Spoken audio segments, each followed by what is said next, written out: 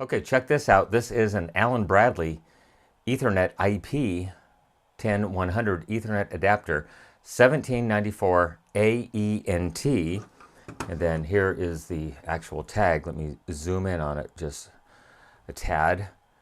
1794 AENT, Series B, firmware version 4.004. Input 24 volts, 440 milliamps. Output 5.1 volts, 640 milliamps. And you can see the manufacturer date of April 28th, 2023. So it's a couple years old, and this came from my work, and it failed, and it was intermittently failing. Let me zoom out just a tad. So what was going on is either I would get a red module status light here, or all three lights would just turn green solidly, because normally you'll get a green module status, a green network status, and then a blinking link status to let you know that it's actually communicating. Well, this thing would just lock up solid and not do anything. Once you cycle power to it, everything's good. I beat the fork out of this thing, just mechanical, trying to get it to act up once I reset it, and it would never fault out. But after 30 minutes to an hour, it would fault out. There is the Ethernet jack right there. And I'm not sure why they put this on here. I'm sure it can be programmed for a different Ethernet address, but as far as I know, it's 192.168.0 and then 016. And I'm pretty sure the subnet is set at 255.255.255.0, which is what we commonly use. So anyhow, DIN rail mounting. There's the little doohickey that mounts it on the DIN rail. And I do notice a couple of contact points on the circuit board, maybe for grounding. I'm not quite sure. But I thought I would just pop this open and see what's inside it. I started to pop it open just a little bit, as you can see right there. And now I'm going to go basically full tilt on it and see if it'll come open. It's not a repairable item, so if it gets destroyed, I really don't care.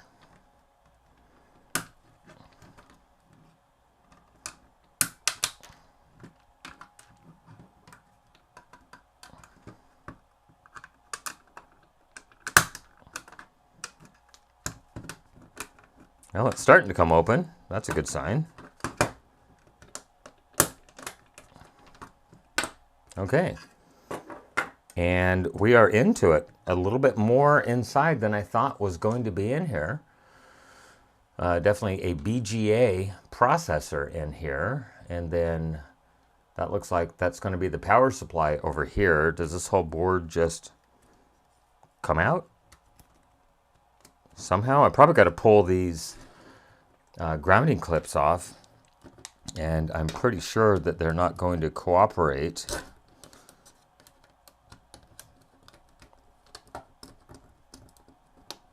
Maybe I don't have to take them off. I'm not sure, but we'll see what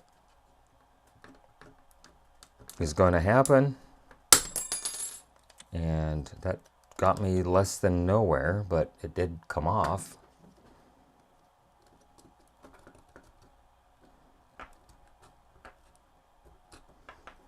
Come on, baby. Why do you got to be like that? Okay. Well, that got me less than nowhere, obviously. So I'm thinking it's just these little tabs at this point.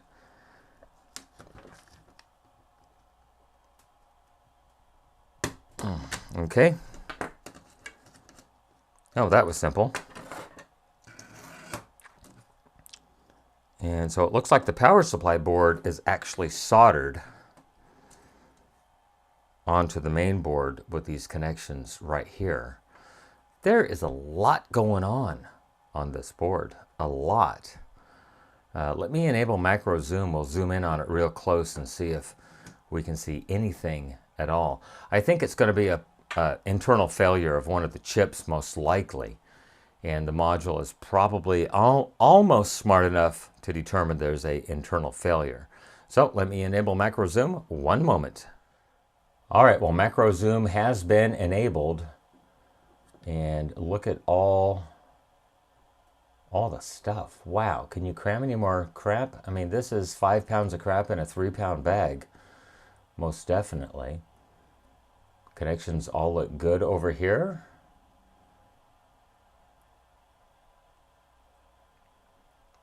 Is there supposed to be a capacitor? No, I guess not. Why does that one, where am I? I don't even know where I'm at, right there, look darker than that one right there? That's odd. But not going to make too much of it. I mean, this is in a, what I'd call a semi-volatile area, but it is sealed in a large junction box. And is this an EEPROM? SC2210 SLVU 2.6, labeled as VS1. Like I said, there's the Ethernet jack connections right there. There is the jack, and it did focus on it. Good. Solder connections look pretty good. Come on, refocus. There you go. Thank you very much.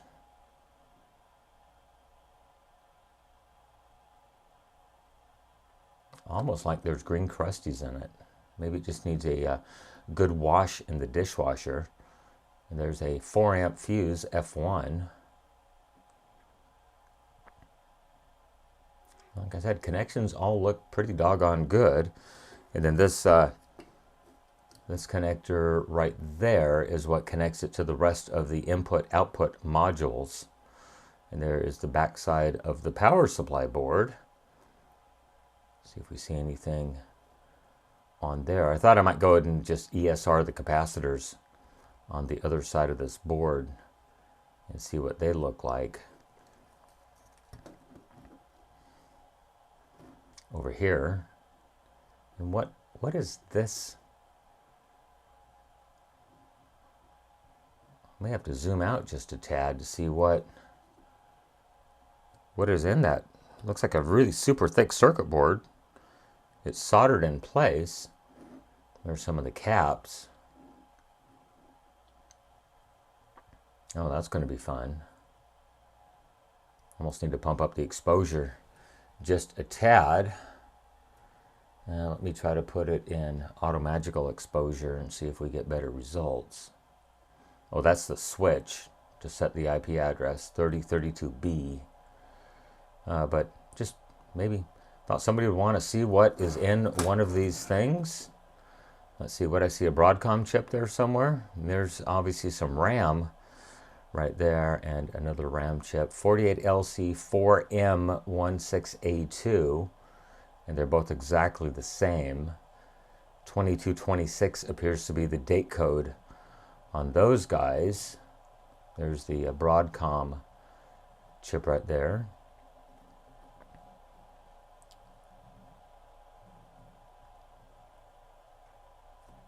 Then there is the processor, the BGA chip that does all the heavy lifting, it looks like.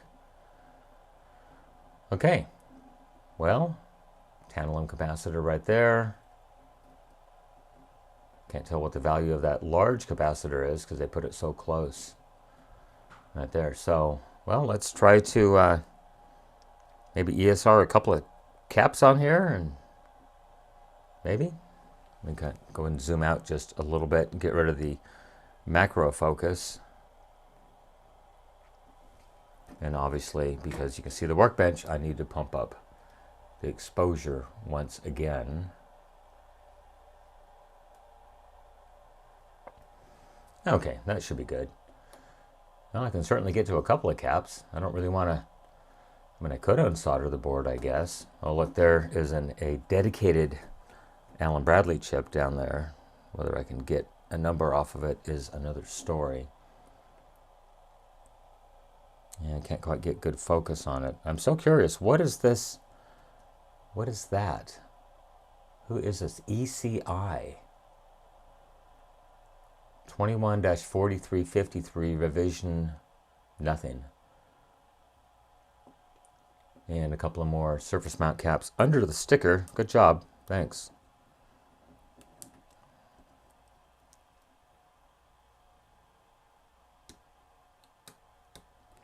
A couple of 220s. Definitely got some buck boost converters going on in here. Big sticker on that chip. Big ol', looked like a common mode choke right there.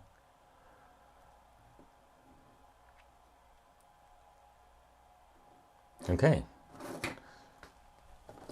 Well, let me get the ESR meter out here. And like I said, I doubt that we'll be able to get a good ESR on all of the caps. Let me make sure we're zeroed out. Twisting the leads around to make sure they have good continuity. Short the leads out and re-zero this. Nope, I believe it's telling me it's going to want a battery very, very soon. Just for the fun of it, can we get down here and measure?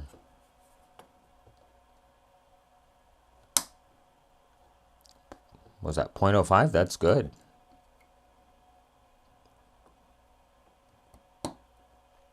0.4 on a 100, a little bit high.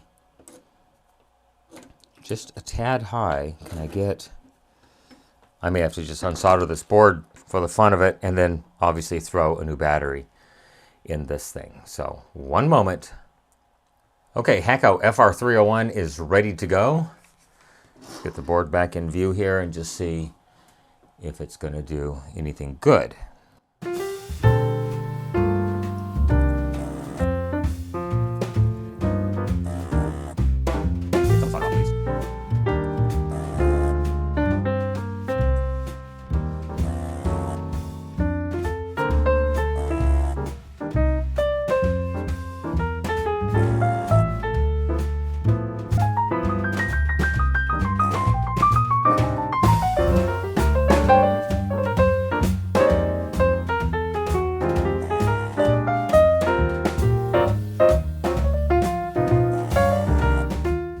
That is not working out as good as I hoped.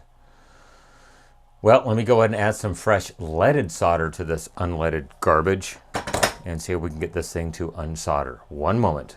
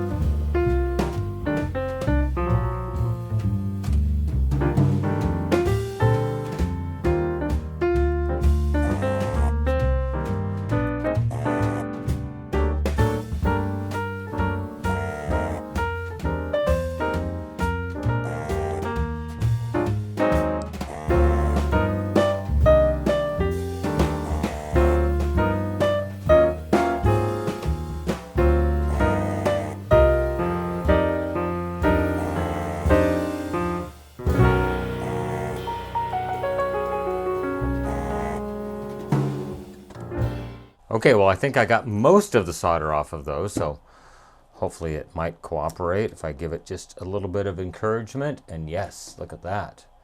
Do we destroy the board? No, we did not destroy the board. That is good.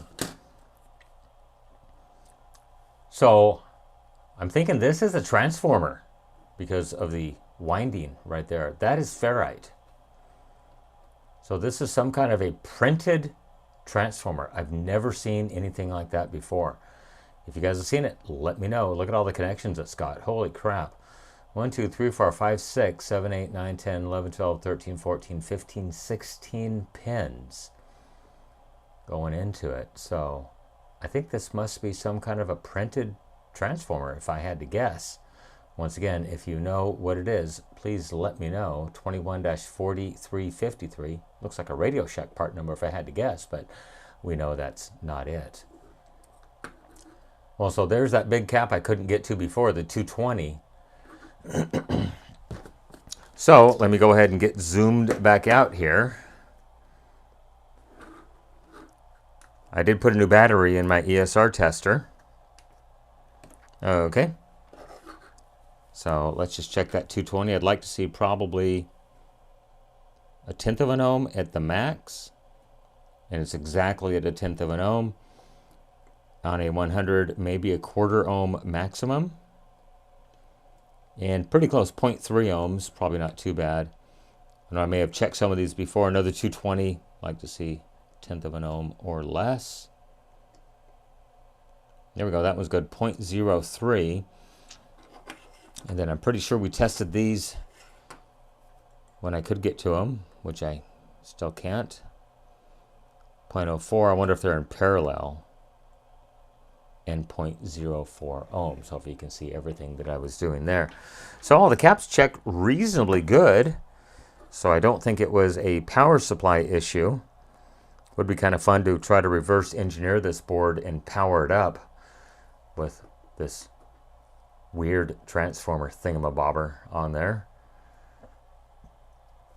But anyhow, there is the rest of the board. I guess we could zoom in. Searbus MS2. It is Rockwell Automation. 2217 is the date they produced that. Definitely looks like a good quality board. And can we get the sticker off of this easily?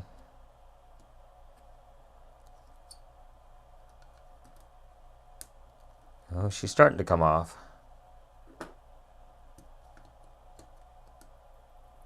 No, leaving residue behind. No, I don't want the residue.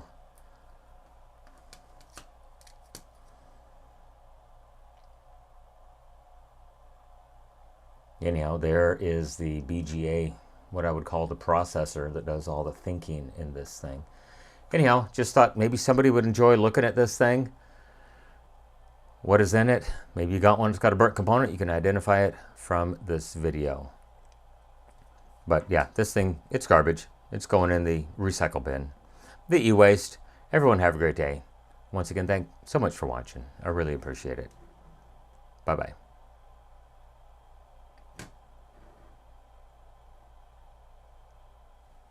All right, well, I did spend just a moment of trying to get the adhesive off of this chip.